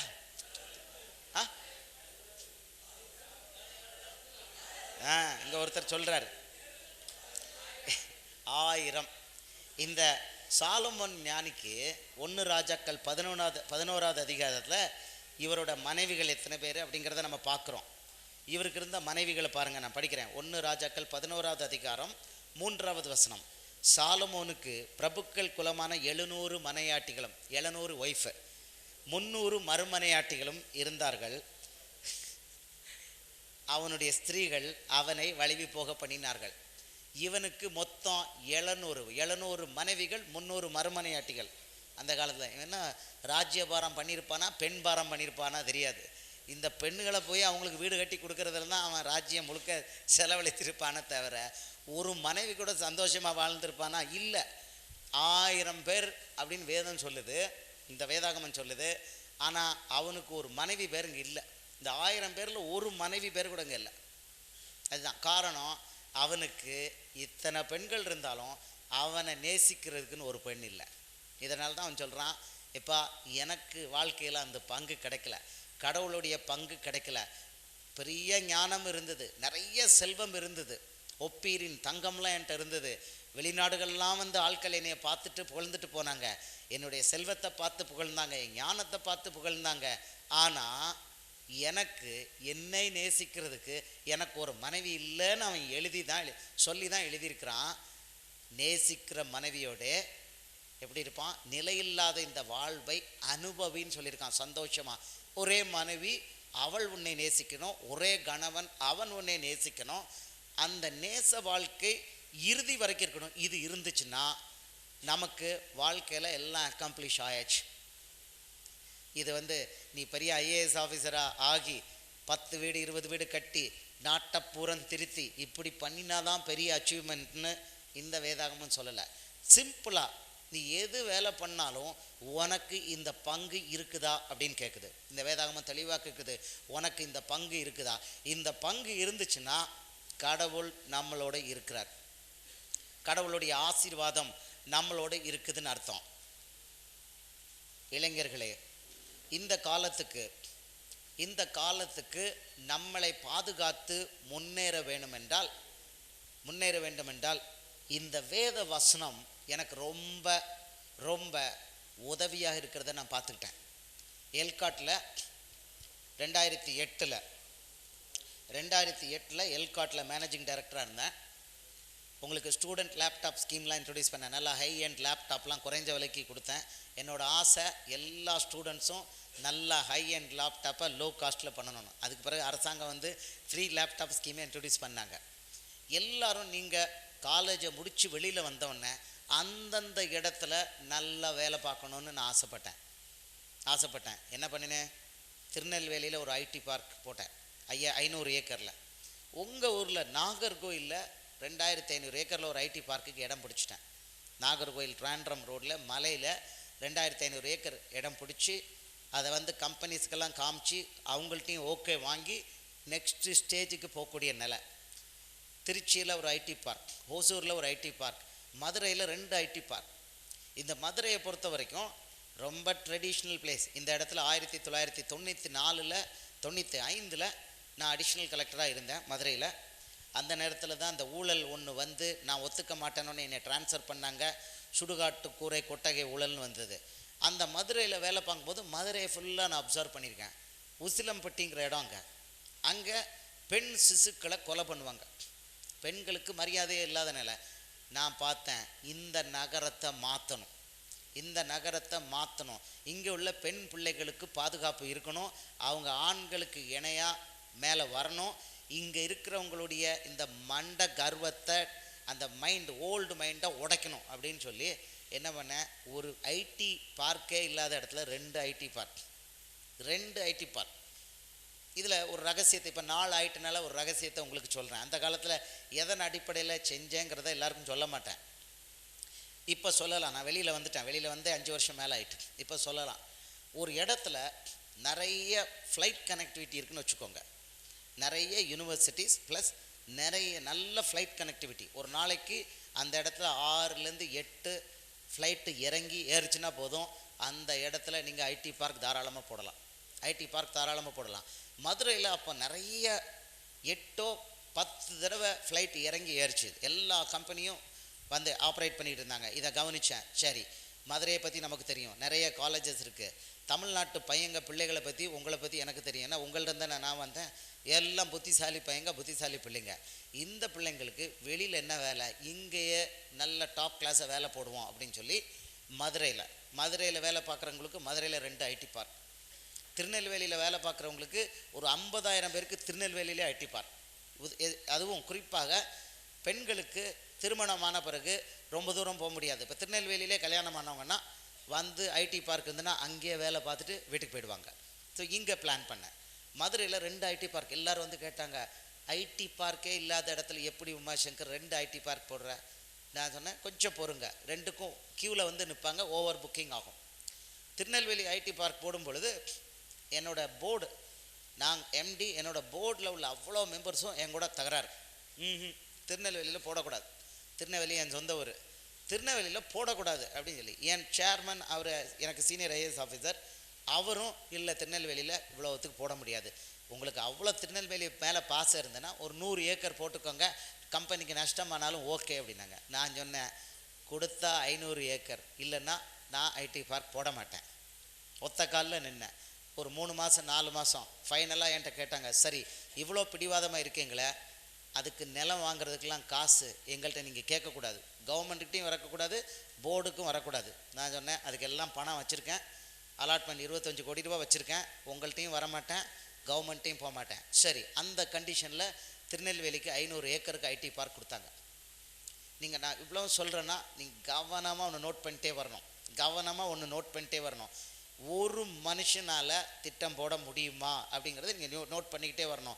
ஏன்னா நீங்கள் அந்த ஒரு மனுஷியாக இருக்கலாம், கடைசியில் நான் லிங்க் இங்கேயும் கொடுப்பேன், என்னை கோவப்படக்கூடாது. ஓகே, இப்போது 500 ஏக்கர் ஒத்துக்கிட்டாங்க. 25 கோடி ரூபா கொடுத்து அந்த நிலத்தை வாங்கினேன். அந்த நிலத்தோட விலை வெறும் 50,000 தான் ஏக்கர். சிப்காட்காரனை கூப்பிட்டேன், ஐயா இங்கே வா, நீ 50,000 ரூபாய்க்கு எனக்கு நிலம் கொடுத்தன்னா இந்த இந்த ஐடி பார்க்கை நான் விற்க முடியாது. அப்போ என்ன சார் பண்ணணும்? விலையை ஏற்று, விலையை நீ ஏற்று. அவன் கவர்மெண்ட் கம்பெனி. 50,000ன்னா ஃபாரின்காரன் ஒருத்தனும் வரமாட்டான். அவனுக்கு ஒரு ஏக்கர் நிலம் 50 லட்சம் 1 கோடி அப்படின்னு சொல்லிட்டு, அப்பா உனக்கு நாங்கள் 25 லட்சத்துக்கு தரோம் அப்படின்னா சரி சரி வரேன் அப்படின்பான். நீ வெறும் 50,000க்கு எனக்கு கொடுத்த, நான் அவனுக்கு 75,000க்குன்னா இது நிச்சயமாக ஊரே கிடையாது, வரவே மாட்டோன்னு வரமாட்டான். நீ விலையை ஏற்று. சரி எவ்வளோத்துக்கு விலை ஏற்ற? 3 லட்சம். ஓகே ரைட், 3 லட்சம். குறைஞ்ச விலைக்கு நான் கூட விலை கொடுக்கேன். காரணம் கவர்மெண்ட் பணத்தை கவர்மெண்ட்டுக்கு கொடுக்குறேன். ஆச்சா, 3 லட்சம் போட்டோன்னே 25 கோடி ரூபாய்க்கு நிலத்தை வாங்கியாச்சு. நிலத்தை வாங்கி இப்போது அந்த ஊரை ப்ரமோட் பண்ணணும். அந்த ஊரை ப்ரமோட் பண்ணணும். என்ன பண்ணணும்? உங்களை மாதிரி இளம் பையன்களையும் இளம் பெண்களையும் உங்கள் புத்தி என்ன லெவலுக்கு இருக்குது அப்படிங்கிறத, உங்களுடைய மூளை என்ன லெவல் இருக்குங்கிறத இந்த ஐடிக்கார ஆளுகளுக்கு காமிக்கணும். இது எப்படி காமிக்கிறது? சரி, பட்ஜெட் போடுவோம். நம்ம ஒரு 10,000 பிள்ளைங்களையும் பையங்களையும் கொண்டு வந்து ஒரு கூரையில் நிறுத்தி அவங்களோட மூளைத்திறன் என்னன்னு இந்த ஐடிக்காரங்களை வச்சு டெஸ்ட் பண்ணணும். என்ன திட்டம்? வா நேஷ்காம் வா, இந்த செலவை நான் பார்த்துக்கிறேன், 10,000 பிள்ளைகளை நான் கூட்டிகிட்டு வரேன். நீ என்ன பண்ணுற? எங்கள் பிள்ளைகளோட அறிவு என்னன்னு நீ சோதனை பண்ணு. எங்கள் பிள்ளைகளோட அறிவு என்ன நீ சோதனை பண்ணு. உனக்கு எங்கள் பிள்ளைகள் மேலே திருப்தி இருந்ததுன்னா நீ வந்து கம்பெனி செட்டப் பண்ணு அப்படின்னா சரி அப்படின்ட்டாங்க. சேலஞ்ச் எடுத்துட்டாங்க. என்ன பண்ணுவோம்? காம்படிஷன் வைப்போம். காலேஜ் பிள்ளைங்களுக்கும் பையங்களுக்கும் காம்படிஷன் வைப்போம். யார் வைக்கிறா? நேஷ்காம் பார்ட்டிசிபேட்டட் பை ஐடி கம்பெனிஸ். இந்தியாவில் உள்ள லீடிங் ஐடி கம்பெனிஸ்ன்னு சேர்ந்து இப்போ வைக்கிறாங்க காம்படிஷன். இதுக்குள்ளே செலவை பூரா எல்காட் பார்த்துக்கிடுச்சு. காம்படிஷன் வச்சு ரவுண்ட் 1 ரவுண்ட் 2 வச்சு ஃபைனல் ரவுண்ட் எங்கன்னா எல்லாரையும் மொத்தமாக ஒரு இடத்துல கூட்டி, திருநெல்வேலி மாவட்டத்தில் உள்ள அத்தனை, திருநெல்வேலி மாவட்டம் இல்லை உங்கள் மாவட்டத்துலேருந்து வந்தாங்கன்னு நினைக்கிறேன், மற்ற விருதுநகர் வரைக்கும் அத்தனை பிள்ளைங்களையும் ஒரு 10,000 பேரை ஒரு இடத்துல கூட்டி வச்சுட்டு 2,000 பேரை தனியாக இதுக்கு காம்படிஷனுக்கு பார்ட்டிசிபேட் பண்ண வச்சு அங்கே ஒரு ஒர்க் ஷாப் மாதிரி நடத்தி இந்த பிள்ளைங்களோட ஐடி கம்பெனி ஆளுங்க இன்டராக்ட் பண்ணுறதுக்கு மைக்கையும் கொடுத்துட்டோம். அந்த ஒர்க் ஷாப் நடக்கும் பொழுது இவங்க நம்ம பிள்ளைகள், அதாவது உங்களுடைய திறன் என்ன, ஐடி கம்பெனியில் வேலை பார்க்குறதுக்கு திறன் இருக்குதா அப்படிங்கிறத டெஸ்ட் பண்ணி பார்த்தாங்க. வட இந்தியாவில் வந்தால் எல்லா கம்பெனி மேனேஜர்ஸ் எல்லாம், ஹெச்ஆர் மேனேஜர், சிஇஓஸ் எல்லாம் வந்து பையங்க பிள்ளைகள் பேசுகிறத பார்த்துட்டு, ஓ இந்த இடத்துல நாலேஜே ஆட்களே இல்லைன்னு நினச்சோமே, இங்கிலீஷ் பேசுகிறதுக்கு ஆளே இல்லைன்னு நினச்சோமே, எவ்வளோ அழகாக அந்த பிள்ளைங்க பேசுது. அவர்களுக்கு திருநெல்வேலியை பற்றிய மனம் மாறி என்ன பண்ணாங்க தெரியுமா? நாள்லே அங்கேருந்து 500 ஏக்கரில் 115 ஏக்கர் வாங்கிட்டாங்க. ஐடி கம்பெனிஸ் வாங்கிட்டாங்க. இன்றைக்கி சிண்டலுங்கிற கம்பெனி மட்டும் 4 லட்சம் ஸ்கொயர் ஃபீட்டுக்கு பில்டிங் வர வச்சுக்கிட்டு இருக்காங்க, 40,000 பேரை எம்ப்ளாய் பண்ணுறதுக்கு. அந்த இடத்துல என்னோட மொத்த எய்ம் திருநெல்வேலி மாவட்டத்திலேருந்து 50,000 பேருக்கு அங்கே எம்ப்ளாய்மெண்ட். 50,000 பேருக்கு தான் நான் எதிர்பார்த்தேன். ஒரே கம்பெனி நாங்கள் 40,000 பேருக்கு ஐடியில் எம்ப்ளாய்மெண்ட் கொடுக்குறோன்னு சொல்லி ஸ்டார்ட் பண்ணிட்டாங்க. அப்போ இங்கே உங்கள் மாவட்டத்துக்கு 2,500 ஏக்கர் எடுத்திருந்தேன். எனக்கு உங்கள் மாவட்டத்தின் மேலே அவ்வளோ ஒரு பரிவு. ஏன்னா இந்த முதல்ல நான் மெடிக்கல் ரெப்ரஸன்டேட்டிவாக திருநெல்வேலி கன்னியாகுமரி டிஸ்ட்ரிக்டில் தான் இருந்தேன். சிறுவன் மாதிரி இருப்பேன். பிகாம் முடித்தவொடனே 84வது வருடம் ஒரு 11 மாதத்துக்கு மெடிக்கல் ரெப்பாக இருந்தேன். நல்ல டாப் கிளாஸ் கம்பெனியில் டாப் செல்லர் நான் தான். டாப் செல்லர் ஆகி எனக்கு அவார்டு கிடச்சிது, கடன் அவார்டு கிடச்சிது. அப்போ இந்த கன்னியாகுமரி மாவட்டத்தில் எனக்கு நிறைய சேல்ஸு, எனக்கு ஒரு அன்பு, கன்னியாகுமரி மாவட்டத்தின் மேலே அன்பு. இந்த இடத்துக்கு கண்டிப்பாக ஒரு பெரிய ஐடி பார்க்க கொடுக்கணும். ட்ரிவாண்ட்ரம் ஏர்போர்ட் பக்கத்தில் இருக்குது, திருநெல்வேலி ஏர்போர்ட்டும் பக்கத்தில் இருக்குது, கொடுக்கணும்.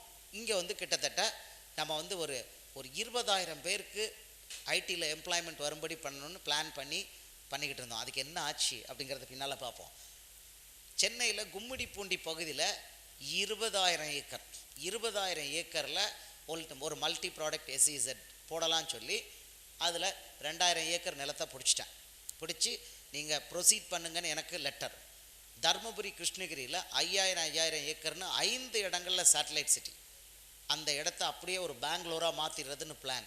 இவ்வளவும் போட்டு வந்து கொண்டிருக்கும் பொழுது, நெக்ஸ்ட்டு லெவலுக்கு போய் கொண்டிருக்கும் பொழுது, ஊழலின் நிமித்தம் ஒரு கம்பெனி காணாமல் போயிட்டு 700 கோடி ரூபா கம்பெனி காணாமல் போயிட்டு, எல்காட்டோட ஜாயின் வெஞ்சர் கம்பெனி 700 கோடி ரூபா கம்பெனி காணாமல் போயிட்டு. நான் தான் சேர்மன். நான் வர்றதுக்கு 2 வருஷத்துக்கு முன்னால் அதை காணாமல் போக வச்சுருக்காங்க. அந்த கம்பெனி எங்கன்னு கேட்டேன், ரெக்கார்டு இல்லை. நானே போய் அந்த ஜேவி கம்பெனியில் சேர்மன் சேம்பரில் உட்காந்து நம்ம கம்பெனி எப்படி காணாமல் போச்சு கொடுங்க ரெக்கார்டு அப்படின்னா, அன்னைக்கு சாயந்தரம் அந்த ஆஃபீஸில் நான் இருக்கும்போதே என்னை அந்த இடத்த விட்டு மாற்றிட்டாங்க. இதுக்கு முன்னால் எப்படின்னா, இன்றைக்கி ஒரு ஆர்டரில் கையெழுத்து போடுறேன்னா நாளைக்கு ட்ரான்ஸ்ஃபர் ஆர்டர் வந்துடும். அது எந்த அரசாங்கமானாலும் சரி தான். அது அம்மா அரசாங்கத்தில் ரொம்ப ஃபேமஸ். இது இன்றைக்கி கையெழுத்து போட்டோன்னா நாளைக்கு ட்ரான்ஸ்ஃபர் ப்ரிடிக்ட் பண்ணலாம். ஆனால் ஐயா அரசாங்கத்தில் அன்னைக்கு அந்த இடத்துல உட்கார்ந்துருக்கும் போதே ட்ரான்ஸ்ஃபர் ஆர்டர். எங்கள் கம்பெனியை காணோம் கொடு அப்படின்னு கேட்டுக்கிட்டு இருக்கும்போது அந்த சீட்டில் உட்காந்துருக்கும் போதே காணோம். ஷாக் ஆகிட்டு அதோட என்னாச்சு, எல்லா கனவுகளும் போயிடுச்சு. எங்கே உங்கள் மாவட்டத்தில் 2500 ஏக்கரில் இடம் பார்த்து வச்சு ஐடி பார்க் போடணும்னு வச்ச அந்த திட்டம் தவிடுபடி. நீங்கள் நல்லா புரிய வேண்டியது, அரசாங்கத்தில் வேலூரில் ஒரு ஐடி பார்க் போடுறேன்னாங்க. எதுனாலும் நான் பண்ணிடுவேன் தைரியத்தில் போட்டாங்க. ட்ரான்ஸ்ஃபர் பண்ணாங்க. வேலூர் ஐடி பார்க் வரவே இல்லை. நான் வெளியில் வந்த பிறகு கும்முடி பூண்டி போயிடுச்சு, 20,000 ஏக்கர் அதுவும் போயிடுச்சு. உங்கள் மாவட்டத்துக்கு வரவிருந்த அந்த 2500 நிலம் இருக்குது, நிலம் கவர்மெண்ட் நிலம்தான், அந்த ஐடி பார்க் வரலை. உங்களுக்கு சொல்ல விரும்பினது என்னென்னா, நீங்கள் ஒரு தனி மனிதனாக நாட்டை முன்னேற்றணும் அப்படின்னு முன்னால் வந்தீங்கன்னா உங்களால் திட்டம் போட முடியும், அதை நிறைவேற்ற முடியும். ஆனால் இந்திய கண்டிஷனில் இன்றைக்கி என்னென்னா, ஊழல் மலிஞ்சு கிடக்கு. நேர்மையாளர்களுக்கு மரியாதை இல்லை அப்படிங்கிறதுக்கு. ஆட்சி எப்போதுமே யார் கையில் இருக்குன்னா ஊழல்வாதிகள்கிட்ட இருக்குது. அவங்கள கண்ட்ரோல் பண்ணதுக்கு வழியே இல்லை. ஆனால் உங்கள் காலத்தில் ஒரு நல்லது நடந்துக்கிட்டு இருக்கு. லோக்பால்னு ஒரு பில்லை இப்போ 2 நாளைக்கு முன்னால் பாஸ் பண்ணிட்டாங்க. ஆனால் அந்த லோக்பால் மத்திய அரசாங்க வேலைக்கு மட்டும்தான் பொருந்துமே தவிர மாநில அரசாங்கத்துக்கு வர முடியாதுன்னு எல்லாரும் பிளாக் பண்ணியிருக்காங்க. அப்போ நேர்மையான அரசாங்கம் மத்திய அரசாங்கத்தோடு இருக்கட்டும், மாநில அரசாங்கத்துக்கெல்லாம் இதெல்லாம் கொண்டு வர வேண்டாம், நாங்கள் கொள்ளை அடிச்சோன்னா கொள்ளை அடிச்சுக்கிட்டு தான் இருப்போம்னு சொல்லி காஷ்மீர்லேருந்து கன்னியாகுமரி வரைக்கும் அத்தனை மாநில முதல்வர்களும் லோக்பால் கூடாது அப்படின்ட்டாங்க. இதுதான் இந்தியா. சுதந்திர நாட்டில் ஊழல் பண்ணுறது என்னுடைய பிறப்புரிமைன்னு சொல்லி இன்றைக்கி ஆட்சியாளர்கள் இந்தியாவில் முழுக்க அப்படி இருக்காங்க. இந்த காலகட்டத்தில் படித்து முடித்து நீங்கள் அந்த லைனில் இறங்க போகிறீங்க. கனவுகள் எல்லாம் நல்லா பலிக்கணும்னா நமக்கு ஒரு நல்ல செட்டப் வேணும். இன்றைக்கி சிங்கப்பூர் போனால், சிங்கப்பூர் நீங்கள் என்ன பொருளும் வாங்கலாம். ஏர்போர்ட்டுக்கு வரும்பொழுது அந்த டேக்ஸ் பணத்தை அவன் திருப்பி கொடுக்குறான். திருப்பி கொடுக்குறது அழகாக ஸ்டைலாக பண்ணுறான். எல்லாம் நீங்களே டச் ஸ்க்ரீனில் தட்டுறீங்க, ஒரு கவுண்டரில் போகிறீங்க, அந்த பணத்தை சிரிச்சுக்கிட்டே உங்கள்கிட்ட திருப்பி கொடுக்குறாங்க. அவ்வளவு அழகாக ப்ளசண்ட்டாக பண்ணுறாங்க. அமெரிக்காவுக்கு போனால் அங்கே உள்ள நிர்வாகம் அவ்வளோ அழகாக இருக்குது. எங்கேயும் அரசாங்க அலுவலகத்தையே பார்க்க முடியாது. அரசாங்கம்னா அங்கே நிற்கிற போலீஸ்காரர் மட்டும்தான் நமக்கு அங்கே அரசாங்கமாக தெரிகிறாரு. அரசாங்கம் இன்விசிபிளாக இருக்குது. ஆனால் நம்ம நாடு இன்னமும் அநியாயத்திலையும் அக்கிரமத்திலையும் எல்லா விதத்துலையும் ஊறி இருக்கு. பெண்களுக்கு எதிராக அவ்வளோ அநியாயங்கள் தான் இந்த நாட்டில் நடந்து கொண்டிருக்கு. சிசு கொலை, ஒரு வருஷத்துக்கு 50,000 குழந்தைகள் இந்தியாவில் காணாமல் போகிறாங்க. அவர்கள் நரபலியாக கொடுக்கப்படுகிறார்கள், விபச்சார விடுதியில் விற்கப்படுகிறார்கள். 50,000 நான் சொல்கிறது பழைய ஸ்டாட்டிஸ்டிக்ஸ். இப்போ லேட்டஸ்ட்டாக இதில் ஒரிசாவில் 4 மாதத்தில் 30,000 ட்ரைபல் குழந்தைகள், பெண் குழந்தைகள் காணுமா. அது என்ன சாதாரண விஷயம் அப்படிங்கிறார் ஒரு அரசியல்வாதி. அப்போது இந்த மாதிரி அநியாயங்கள் நடக்குது. அநியாயமாக குழந்தைகள் நரபலி கொடுக்கப்பட்டு கொண்டிருக்காங்க இந்தியாவில். அரசியல்வாதிகள் ஊழல் பண்ணுறது தங்களுடைய பிறப்புரிமைன்னு இருக்காங்க. இந்த நிலையில் இளைஞனே, இளம்பெண்ணே, நீ என்ன பண்ண போகிற? You need to have a plan. ஆமாம், இந்த கண்டிஷனில் நீ என்ன பண்ண போகிற? அந்த குட்டையில், அந்த சாக்கடையில் நீனும் போய் ஒரு சாக்கடை உறுப்பினராக ஆக போறியா? யோசிக்கணும். இந்த காலத்தில் பெற்றோர்கள் தங்களுடைய பிள்ளைகளுக்கு இந்த அறிவை சரியாக ஊட்டுறதில்லை. பெண்கள் அலுவலகத்துக்கு வந்தால் நல்லா இருக்காங்கன்னு நினச்சிங்களா? கிடையாது. பெண்கள் ஆட்சிக்கோ அல்லது அலுவலகத்துக்கோ வந்தால் அவங்க நீதியாக இருப்பாங்கன்னு பார்த்தா நமக்கு கிடைக்கிற ஸ்டாட்டிஸ்டிக்ஸ் வேறு மாதிரி இருக்குது. கமர்ஷியல் டேக்ஸில் பெண்களும் செக் போஸ்ட்டில் போய் உட்காருதாங்க. ஆண்களுக்கு இணையாக பெண்களும் அந்த ரோட்டில் செக் போஸ்ட்டில் உட்கார்றாங்க. நான் கேட்டேன், அதில் பெண்களை போடாதீங்க, ராத்திரி பகலாக வேலை பார்க்கணும், அவங்களுக்கு குடும்பம் இருக்குது. ஆனால் அங்கே வேறு கதையை சொன்னாங்க. அப்படி பெண்களுக்கு கொடுக்கலன்னா சண்டைக்கே வந்துடுவாங்களாம். நாங்கள் அங்கே இருப்போம். ஏன் தெரியுமா? லாரிக்காரர் ஒவ்வொருத்தரும் லஞ்சம் கொடுத்துக்கிட்டே இருப்பார். 3 நாள் வரைக்கும் தூங்காமல் அங்கே ஆண்கள் ஹார்ட் அட்டாக்கில் அங்கேயே செத்து போவாங்களாம். பணம் பணம் பணம் வருது லாரியிலேருந்து வருதுன்னு இதை பார்த்து தூங்கிட்டா எவனும் தூக்கிட்டு போயிடுவானான்னு முழிச்சு இருந்து 3 நாள் தூங்காமல் இருந்து ஆம்பளைங்கள் அங்கேயே செத்து போவாங்களாம். ஆண்கள் மட்டும் இல்லை, ஈக்குவலாக பெண்களும் அங்கேயே செக் போஸ்ட்டில் செத்து போவாங்களாம் ஹார்ட் அட்டாக்கில். ஆண்களுக்கு இணையாக பெண்களும் ஊழல் பண்ணுறாங்க. எங்கே போகிறது? இந்த பேராசையில் இருந்தா, இந்த நிலையில் இருந்தால் இந்தியாவை எப்படி ஒரு முன்னேறிய நாடாக நம்ம கொண்டு போக முடியாது. கஷ்டம். பெண்களுக்கு பாலியல் தொந்தரவுகள், பாதுகாப்பு இல்லை, பாலியல் தொந்தரவுகள் இருக்குது. அலுவலகத்திலையும் சரி, எல்லா இடத்துலையும் இருக்குது. பெண்களுக்கு கொடுக்க வேண்டிய மரியாதையை ஆண்கள் கொடுக்க தவறுதாங்க. என் அலுவலகத்தில் நான் ஜட்ஜு மாதிரி, எனக்கு இப்போ புதுசாக ஒரு லேடி ப்ராசிக்யூட்டர் கொடுத்துருக்காங்க. கவர்மெண்ட் ப்ராசிக்யூட்டர் ஒருத்தங்க இருப்பாங்க, டிஃபென்ஸ் கவுன்சில்ஸ் இருப்பாங்க. கவர்மெண்ட் கேஸை கவர்மெண்ட் ப்ராசிக்யூட்டர் ப்ரெசென்ட் பண்ணணும். நான் நீதிபதி ஸ்தானத்தில் உட்காந்துருக்கேன். இந்த பெண் வந்த உடனே இந்த வக்கீல்கள் எல்லாம், ஆண்கள் வக்கீல்கள்லாம் அவங்களுடைய ப்ரெசன்டேஷன் வேறு மாதிரி இருக்குது. அவங்க என்ன எதிர்பார்க்குறாங்க? ஒரு பெண் இங்கே கவர்மெண்ட் வக்கீலாக வந்திருக்கோன்னே நாங்கள் மிரட்டுறபடி தான், நாங்கள் சொல்கிறபடி தான் அவங்க கேட்கணும். இது என்னாச்சு, ஒரு டிஃபென்ஸ் கவுன்சில் இப்படி சொல்லி திஸ் லேடி ப்ராசிக்யூட்டர்னு சொல்லி அவங்கள அவமதித்தாங்கன்னு சொல்லி இந்த அட்வொகேட் வரக்கூடாதுன்னு பேன் ஆர்டர் போட்டுட்டேன். இப்போ அடுத்த நாள் ஹியரிங் வச்சா அங்கேயும் அதை மாதிரி தான் இருக்குது. நீ பெண், இதுக்கு மேலே நீ பேசக்கூடாது. இப்படி ஒரு ப்ரொஃபஷ்னல் செட்டப்பில் நம்மளுடைய மனநிலை பிற்போக்காக இருக்கிறது. பிற்போக்காக இருக்கிறது. இளைஞர்களே, இந்த ஒரு நிலையில் இந்தியா இருந்ததுன்னா நம்ம முன்னேறிய நாடுன்னு என்றைக்கும் சொல்லவே முடியாது. அதனால் இந்த வயசுலேருந்தே உங்களுக்கு இந்த சென்சிட்டிவிட்டி எல்லாம் வேணும். நான் என்றைக்கு வேலைக்கு சேரும்போது ஊழலுக்கு எதிராக என்ன சென்சிட்டிவோடு இருந்தனோ அதே சென்சிட்டிவிட்டியில் இருக்கிறேன். அதே போல் ஏழை மக்களுக்கு உதவணும், சாதாரண மக்களோடு ஐடென்டிஃபை பண்ணணும் அப்படிங்கிற அந்த சென்சிட்டிவிட்டி 23 வருஷம் கழிச்சும் குறையலை, அப்படியே தான் இருக்குது. நல்ல விஷயங்கள் மாறவே கூடாது. கெட்ட விஷயங்கள் நமக்குள்ளே வரக்கூடாது. இப்போ இந்த கண்டிஷனில் இளைஞர்களே, இளம் பெண்களே, நீங்கள் என்ன பண்ண போகிறீங்க? ஓகே, உங்களுக்கு இப்போ ஒரு ரகசியத்தை சொல்கிறேன். எல்காட்லேருந்து என்னைய தூக்கி தூர போட்ட உடனே என்னாச்சு? ஒன்றுமில்லாத வேலை யூஸ்வலாக வந்த உடனே எனக்கு கம்ப்ளீட்டாக வெறுத்து போச்சு. இனி ஐஏஎஸ் வேஸ்ட் அப்படின்னு சொல்லி ஐஏஎஸ் விட்டு வெளியில் போயிடலாம் அப்படின்னு நினைக்கும் பொழுது செய்தி வந்தது. எனக்கு ஒரு சபையிலேருந்து வசனம் வந்தது, மகனே நீ ஏன்கிட்ட வா, உனக்கு நான் எல்லாம் இழந்ததையெல்லாம் திருப்பி தரேன் அப்படின்னு வசனத்தோட செய்தி. அன்றைக்கு நான் இயேசுவை ஏற்றுக்கொண்டு வந்துட்டேன். That was August 2008. எல்லா பெரிய திட்டங்களும் கொலாப்ஸ்ட்.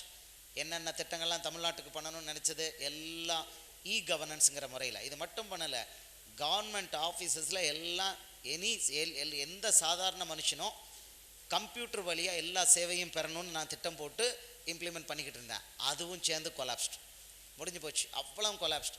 இனி எதிர்காலம் இல்லை, வேஸ்ட். ஐஏஎஸில் இருக்கிறது வேஸ்ட் என்று நினைத்த பொழுது தான் எனக்கு ஆதரவு குரல் இயேசு நீட்டினார் வந்தேன். இப்போ ரொம்ப வித்தியாசமாக இருக்குது. இப்போ நான் போய் எதிர்த்து போராட வேண்டியதில்லை. இந்த வேதம் சொல்லுது, உன்னை தொடுகிறவன் என் கண்மணியை தொடுகிறான். அவங்களால தொட முடியல. நேர்மையாக என்ன பண்ண, 2009 ஒரு பெரிய புள்ளியோடைய company government cable TV optic கேபிளை கட் பண்ண உடனே தாத்தாவுக்கே பேரன் கம்பெனியை நேஷ்னலைஸ் பண்ணணும்னு ப்ரொபோசல் அனுப்பினேன். தாத்தாவுக்கும் கோவம், பேரனுக்கும் கோவம். இவனை எப்படியாவது அழிக்கணும்னு எதிர்த்து நின்னாங்க. அரெஸ்ட் பண்ணி உள்ளே தள்ளணும். உமாசங்கரை அரெஸ்ட் பண்ணி உள்ளே தள்ளணும், அசிங்கப்படுத்தணும். 2 பொய் கேஸ் போட்டாங்க. நீங்கள் எத்தனை பொய் கேஸும் போட்டுக்கோங்க அப்படின்ட்டேன். ஆனால் இவர் சொன்னார், மகனை உன் தலை முடியில் ஒரு முடி கூட கீழே விழாது அப்படின்ட்டார். ஒரு முடி கூட விழாதுன்ட்டார். அதே மாதிரி எல்லா முயற்சியும் பண்ணாங்க, ஒன்றும் நடக்கலை. கடைசியில் அவங்க போயிட்டாங்க. நான் இன்னும் இருக்கிறேன். உங்களுக்கு சொல்ல விரும்பினது என்னென்னா, உங்களுக்கு ஒரு நற்செய்தியை கொடுக்குறேன். உங்களுக்கு இளம் வயதில் நீங்கள் இதை தெரிந்து கொள்ளணும். லூக்கா எடுத்துக்கொள்வோம். இயேசு பிறந்தது குறித்த நற்செய்தி என்ன அப்படிங்கிறத உங்களுக்கு நான் சொல்லிவிட்டு நான் விடைபெறுறேன். உங்களுக்கு என் அனுபவத்தை சொல்லியிருக்கேன். இப்போ என்னுடைய நிலை என்ன அப்படிங்கிறத நான் சொல்லி கொண்டிருக்கேன். இதில் தேவதூதன் வந்து சொல்கிறான். லூக்கா 2வது அதிகாரம் 10வது வசனம். தேவதூதன் அவர்களை நோக்கி, பயப்படாதீர்கள், இதோ எல்லா ஜனத்திற்கும் மிகுந்த சந்தோஷத்தை உண்டாக்கும் நற்செய்தியை உங்களுக்கு அறிவிக்கிறேன். என்ன அறிவிக்கிறான்? இன்று கர்த்தராகிய கிறிஸ்து என்னும் இரட்சகர் உங்களுக்கு தாவீதின் ஊரிலே பிறந்திருக்கிறார்.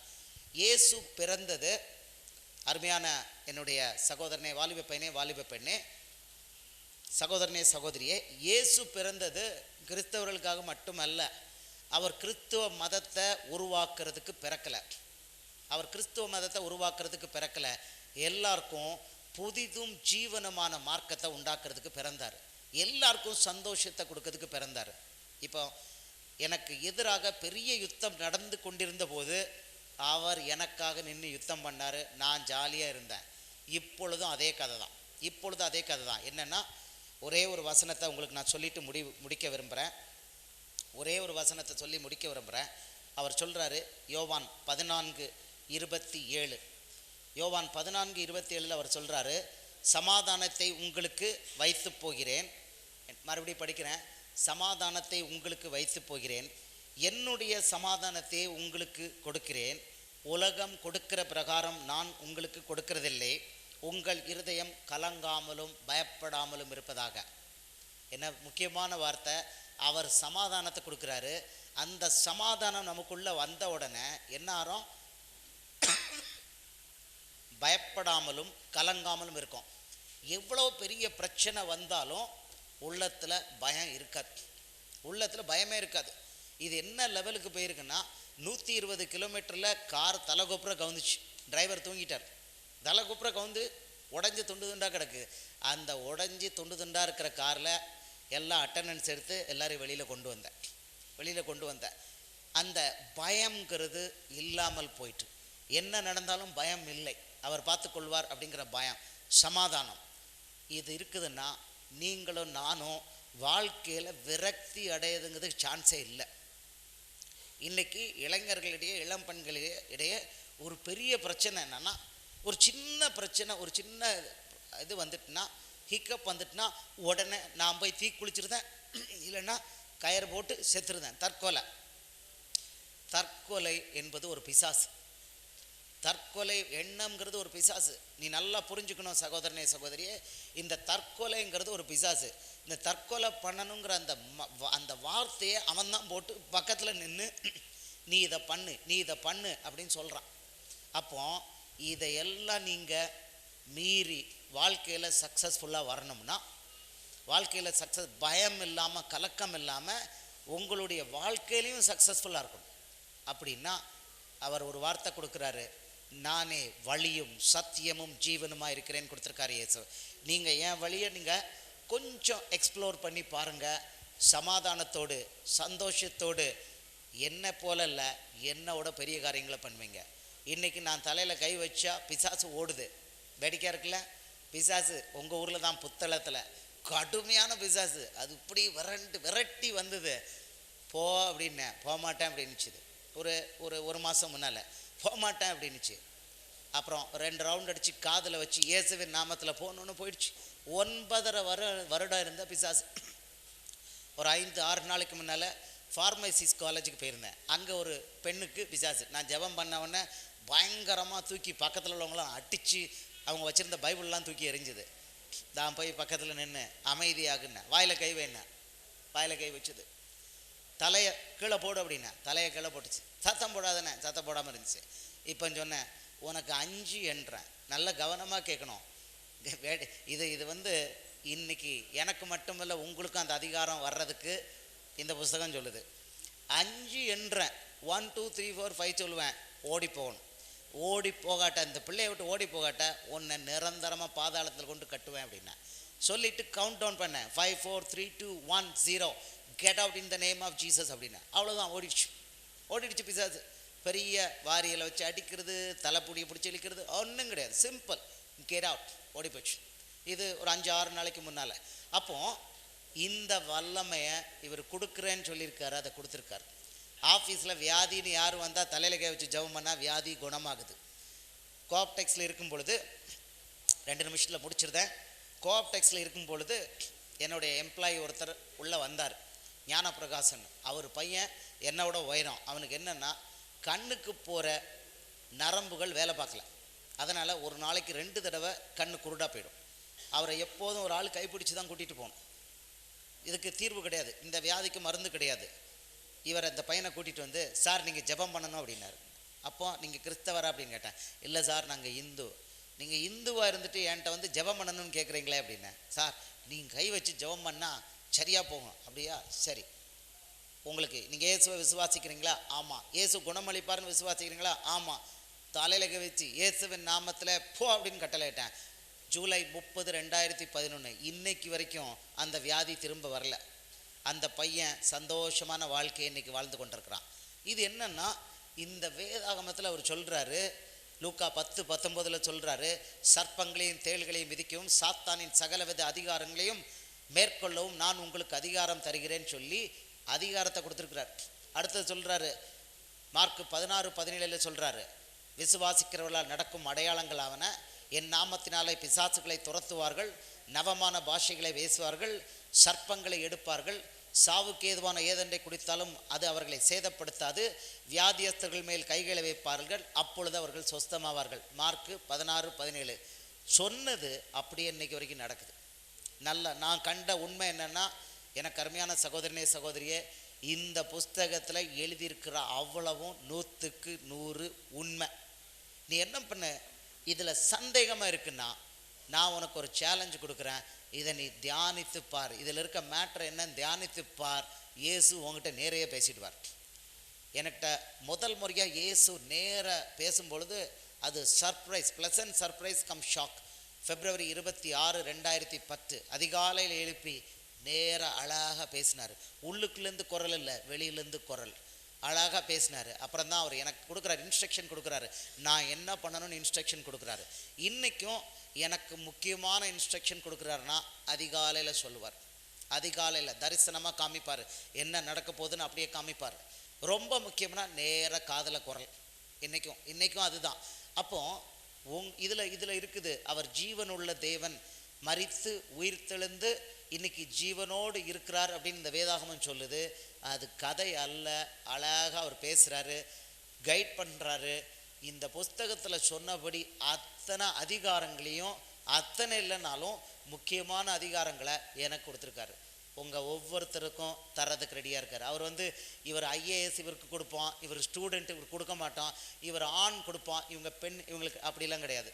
இவர் ஆண் என்றும் அல்ல பெண் என்றும் அல்ல. மத்தேயு 22 அதிகாரம் 30 சொல்கிறாரு, ஆண் என்றும் அல்ல பெண் என்றும் அல்ல, எல்லாரும் பரலோகத்தில் தேவ தூதர்களை போல இருப்பார்கள்னு சொல்லி பெண்களுக்கு சம அந்தஸ்து கொடுக்குற ஒரு பாதை, சத்திய பாதை தான் கிறிஸ்துவ பாதை. பெண்கள் எல்லாரும் ஆண்களுக்கு சரிசமமாக பரலோகத்துக்கு வரலான்னு இதில் எழுதி வச்சிருக்கிறாரு. இதை பார்க்கும் பொழுது இது எல்லாம் 100க்கு 100 உண்மைன்னு நான் கண்டறிஞ்சிருக்கிறேன். அதனால தான் ஊராக போய் எல்லாருக்கும் இதை பற்றி பேசி இந்த கடைசி நாட்களில் சில முக்கியமான காரியங்கள் நடக்க துவங்கிட்டு, பேரழிவுகள், பெரிய விஷயங்கள் நடக்க துவங்கிட்டு இன்னும் நடக்க போகுது. உலகமே ஒரு நிமிஷத்தில் டான்ஸ் ஆடுற மாதிரி சில காரியங்கள் நடக்க போகுது. இதில் எழுதப்பட்டிருக்கு. அதை பற்றி கிறிஸ்தவர்களோடு போய் நான் பேசிக்கிட்டு இருக்கேன். பேசுகிற இடங்களில் அற்புதங்கள், அடையாளங்கள் நடக்கு. அதன் மூலம் அற்புதங்களின் அடையாளங்களின் மூலம் இந்த இயேசு கிறிஸ்து 2000 வருஷத்துக்கு முன்னால் பிறந்து மரித்து உயிர்த்தெழுந்து பரமேறி போன இயேசு கிறிஸ்து இன்றும் அந்த அற்புதங்களை, அடையாளங்களை செய்து தான் ஒருவர் தான் ஜீவனுள்ள தேவன் நிரூபித்து கொண்டிருக்கிறார். அதனால் நீங்கள் சோதித்து பாருங்கன்னு நான் உங்களுக்கு சேலஞ்ச் கொடுக்குறேன். சோதித்து பார்க்கும் பொழுது என்ன ஆகும்னா, நீங்கள் எங்கே இருந்தாலும் சரி தான், ஸ்டூடெண்ட் பீரியட்லேயே நான் அதை கிளியராக சொல்கிறேன், ஸ்டூடெண்ட் பீரியடில் உங்களை ஒரு கடவுள் மாதிரி ஆக்கிடுவார். கடவுள் மாதிரி ஆக்கிடுவார். நீங்கள் கை வைப்பீங்க, பிசாசு ஓடும். நீங்கள் கை வைப்பீங்க, தீர்க்க தரிசனம் ரகசியம் பூரா சொல்லுவீங்க. இயேசு மற்றவங்க ரகசியங்களை பூரா உங்களுக்கு சொல்லி கொடுத்துருவார்.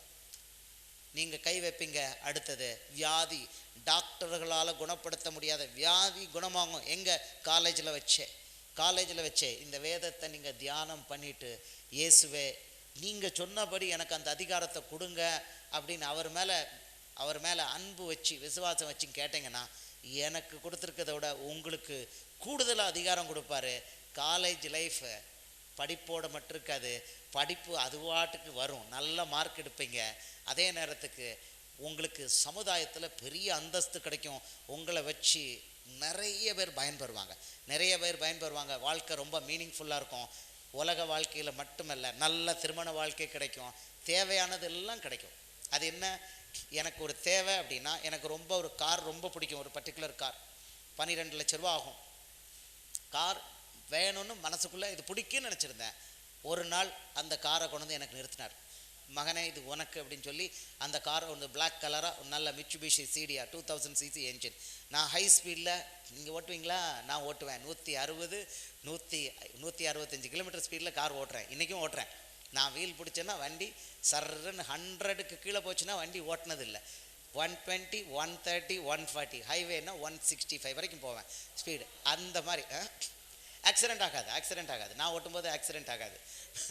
கரெக்டாக அந்த ரோடு என்ன அளவுன்னு பார்த்து தான் ஓட்டுவேன். க்ளீனாக வர அந்த அளவுக்கு எனக்கு பிடிச்ச மாதிரி ஒரு வாகனத்தை கொடுத்துட்டாரு. தேவை என்னையோ அதை கொடுக்குறாரு. அப்போ உங்களுக்கு உலகத்துக்கு தேவை என்னையோ அதையும் இவர் கொடுக்குறேன்னு இருக்கிறாரு. இதோடு உங்களுக்கு அந்த சேலஞ்சை உங்களுக்கு நான் கொடுத்துட்டேன். நான் முடிச்சிட்டேன்.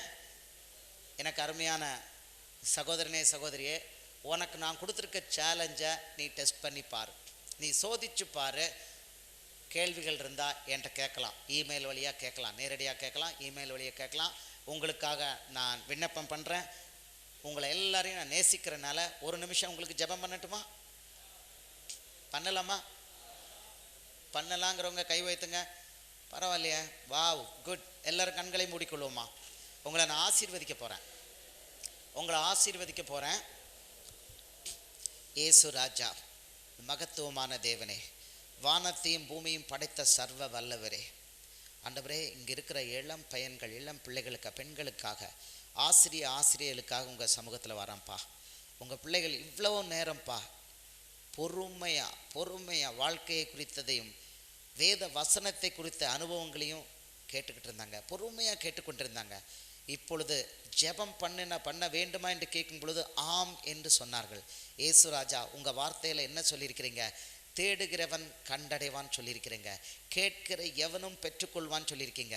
உங்கள் பிள்ளைகள் ஆண்டவரே, நீங்கள் சிருஷ்டித்த உங்கள் பிள்ளைகள் இப்பொழுது கேட்கிறார்கள், உங்களிடம் கேட்கிறார்கள். இங்கே இருக்கிற அத்தனை படிக்கிற பிள்ளைகளும் அவங்களுக்கு முதல் தேவை நல்லா படிக்கணும்னு. இப்பொழுது இயேசுவின் நாமத்தில் இந்த அருமையான பிள்ளைகளை நான் ஆசீர்வதிக்கிறேன். இயேசுவின் கரத்திலிருந்து புதிய ஞானத்தை இப்பொழுது பெற்றுக்கொள். இயேசுவின் கரத்திலிருந்து புதிய ஞானத்தை இப்பொழுது பெற்றுக்கொள்.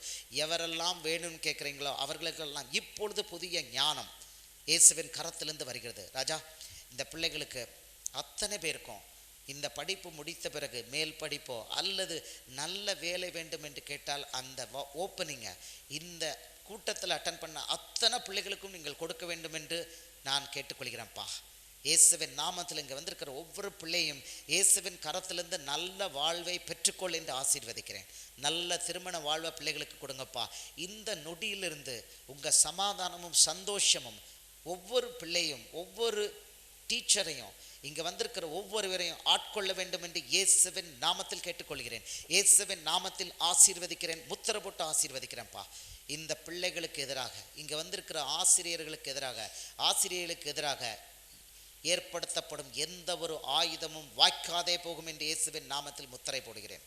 வந்திருக்கிற பிள்ளைகளோடு, ஆசிரியர்களோடு ஒரு தேவதூதனை, ஒரு பலத்த தேவதூதனை உருவிய பட்டயத்தோடு பாதுகாவலுக்கு செல் என்று இயேசுவின் நாமத்தில் கட்டளையிடுகிறேன்.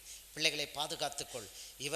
இவர்களுக்கு அசுத்த வல்லமைகள் எதுவும் பக்கத்தில் நெருங்காதபடி பிள்ளைகளை பாதுகாத்துக்கொள். உலகத்தின் அசுத்தம் பிள்ளைகளை தொடக்கூடாது என்று இயேசுவின் நாமத்தில் பிள்ளைகள் மேலே முத்திரை போடுறேன். வந்திருக்க அனைவர் மேலேயும் இயேசுவின் பரிசுத்த முத்திரை போட்டு இவர்கள் பரலோகத்துக்கு சொந்தக்காரர்கள் என்று முத்திரை போடுகிறேன். உங்கள் சமாதானம், சந்தோஷம், ஆசீர்வாதம் மூன்றும் இவர்கள் மேல் இருக்க, குறிப்பாக படித்து கொண்டிருக்கிற பிள்ளைகள் அத்தனை பேர் மேலே இருக்க இயேசுவின் நாமத்தில் இவர்களை நான் ஆசீர்வதிக்கிறேன். உங்கள் நாமம் மகிமைப்படட்டும்பா. நல்ல சாட்சிகளை கேட்க கிருபை கொடுங்க. இயேசுவின் மூலம் ஜெபம் கேளும் நல்ல பிதாவே, ஆமென்.